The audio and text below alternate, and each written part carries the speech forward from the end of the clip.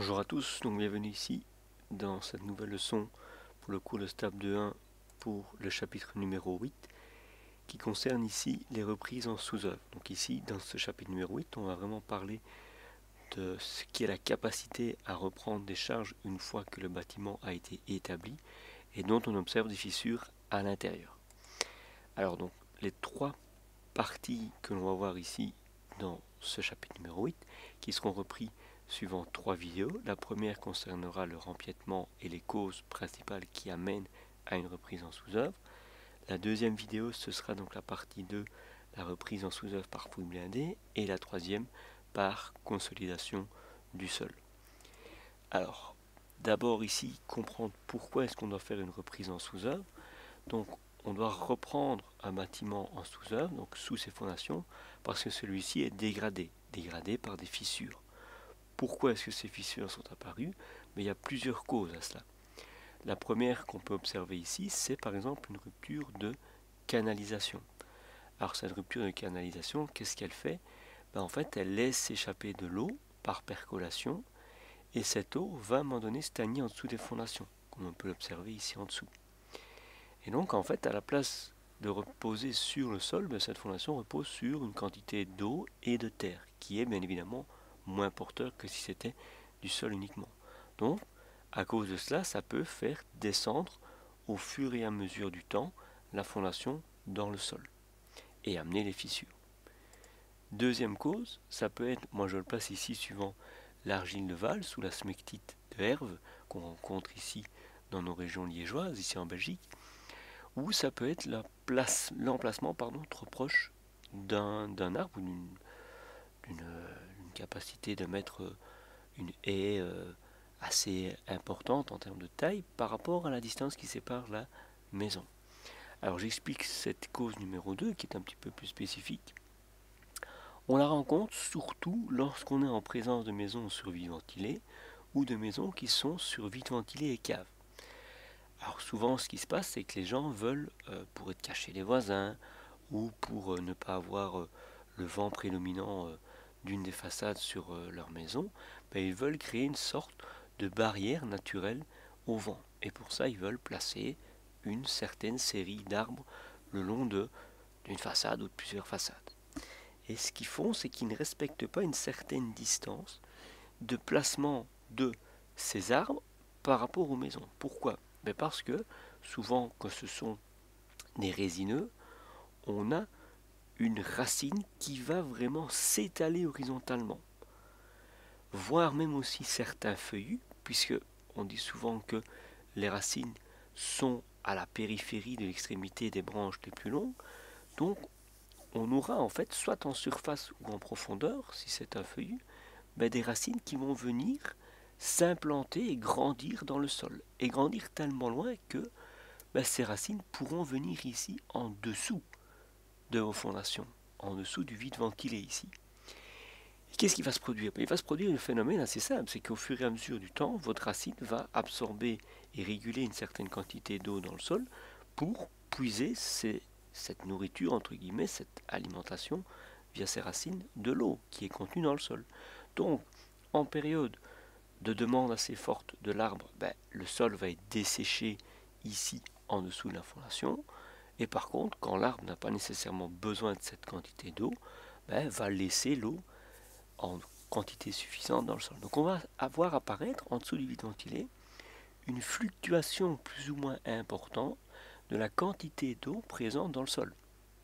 Et ça, au fur et à mesure du temps, quand il n'y a pas assez d'eau, qu'est-ce qui va se passer? Le sol va s'affaisser sur lui-même. Et quand l'eau va être en quantité suffisante, il va reprendre sa forme initiale. Et donc cette élasticité du sol va créer, avec les années, un phénomène de poussée et de descente sur les fondations du vide ventilé. Et ça, la plupart du temps, ça va vous créer des fissures à un endroit très précis qui est la jonction entre le vide ventilé et la cave. Et ça, vous allez voir souvent apparaître sur les carrelages des fissures longitudinales, donc qui sont dans le sens du mur de cave, sur la longueur, et qui sont les causes relativement visuelles et assez évidentes à observer pour cette possible reprise en sous-œuvre ou abattage d'arbres si nécessaire.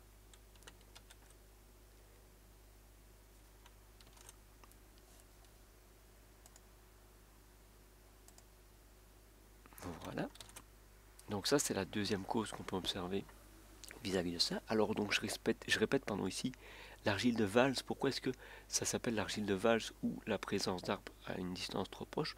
Parce qu'en fait l'argile de valse qui a smectideur a tendance à décupler beaucoup plus fort en fait ce phénomène que si c'était simplement un sol argileux ou sablonneux, etc. Si c'est de l'argile de valse, là, dans ce cas précis-ci, ça peut être encore décuplé. Donc ce que préconise le CSTC, le Centre scientifique et technique de la construction, c'est de respecter en fonction de la hauteur future de l'arbre et de son essence, voyez, si c'est un peuplier, un normal saule ou autre que ceux-là, d'essayer de respecter un rapport D sur H, donc distance entre le côté de la construction et hauteur de l'arbre, et voir ici par rapport aux chiffres les profondeurs des fondations minimum à emplacer. Et donc il s'agit bien des profondeurs de fondation s'il s'agit d'une rangée ou d'un groupe d'arbres. Ben là, les chiffres que vous voyez ici en profondeur de fondation installée, on les augmente de 50%. Donc je vais prendre un exemple. Vous voulez placer, je ne sais pas moi, on va prendre, je ne sais pas moi, un cerisier, j'invente. Voilà, on va prendre un cerisier. Ben, le cerisier, ce n'est pas un peuplier, ni un orme, ni un saule. C'est ici un autre. Vous voulez que le cerisier fasse 6 mètres de haut. Ben, si c'est un cerisier qui est à 6 mètres de haut, par rapport ici à une distance D qui ferait, on va dire, je sais pas moi, 3 mètres, okay, ben, s'il est à 3 mètres et qu'il fait 6 mètres de haut au futur, il est en rapport 3 sur 6, donc un rapport de 1,5 en D sur H. Et bien, comme j'ai un rapport 1,5, je dois normalement placer ma fondation ici future à 1,50 m de profondeur en dessous du niveau 0 du rez-de-chaussée. Donc ce tableau vous montre donc clairement quelles sont les futures fondations en profondeur que vous allez devoir placer à l'endroit proche de vos arbres. Alors la cause numéro 3, ben, c'est le remblai. Le remblai qui n'a pas été suffisamment compacté et sur lequel ben, on va venir placer nos fondations ou créer nos fondations. Donc ça, c'est une cause aussi puisqu'il n'est pas suffisamment compact et il peut parfois y avoir des inclusions d'éléments qui ne sont pas des terres mais autre chose. On peut avoir aussi le cas si on commence à excaver juste à côté de la maison. Là alors on peut avoir un phénomène de poussée des terres au vide que l'on voit ici. Et donc là cette poussée au vide décrocherait une partie de la façade. Donc le mieux c'est d'essayer de travailler, comme on va le voir, par bandes successives si nécessaire. Une autre cause aussi, c'est un remblai posé juste derrière la maison pour faire par exemple un niveau de terrasse. Donc si vous voulez faire un niveau de terrasse surélevé, là en fait c'est mieux de venir le poser couche par couche et le compacter. Et alors il faut toujours essayer d'attendre un certain nombre d'années, minimum 1 an à 2 ans, pour que votre remblai soit compacté avant de venir y poser. Donc là c'est un phénomène un petit peu plus délicat à observer.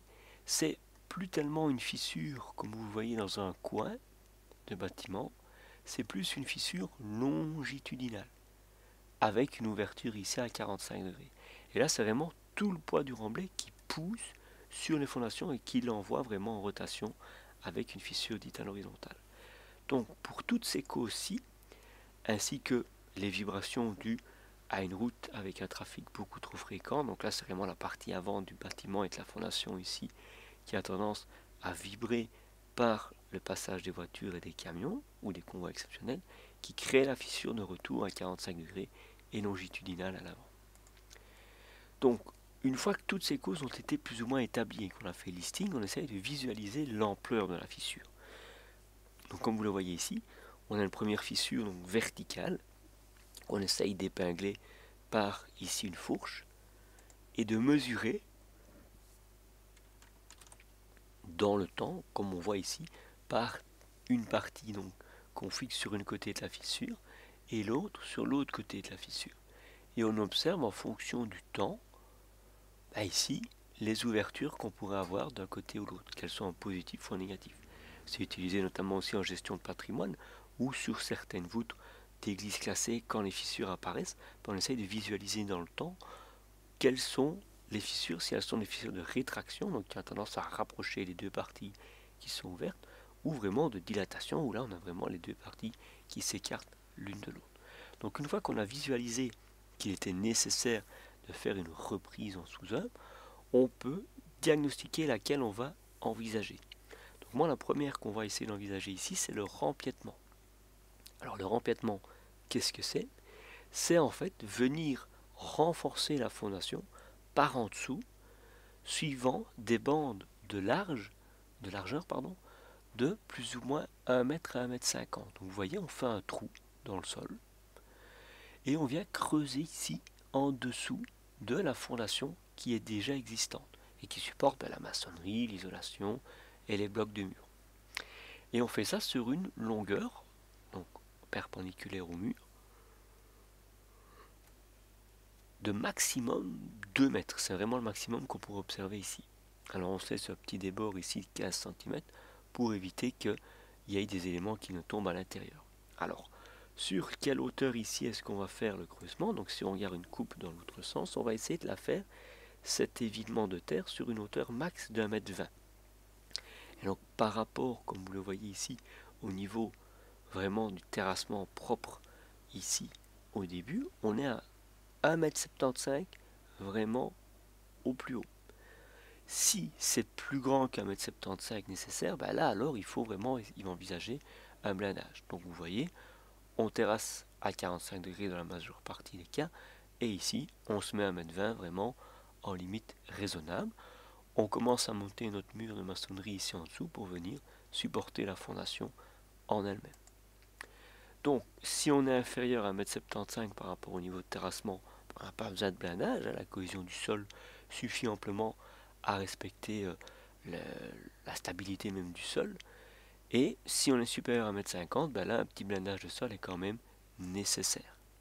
Alors à quoi ressemble ici un rempiètement? Vous voyez, là c'était un bâtiment existant, avec ici des murs de cave, et ici, avant il y avait de la terre qui était à ce niveau-ci, et on a décidé de faire un bâtiment. Et donc à certains endroits, par bandes successives, on est venu ici mettre des bandes de murs en dessous de notre mur existant pour venir soutenir tous ces murs de maçonnerie ici et là-bas.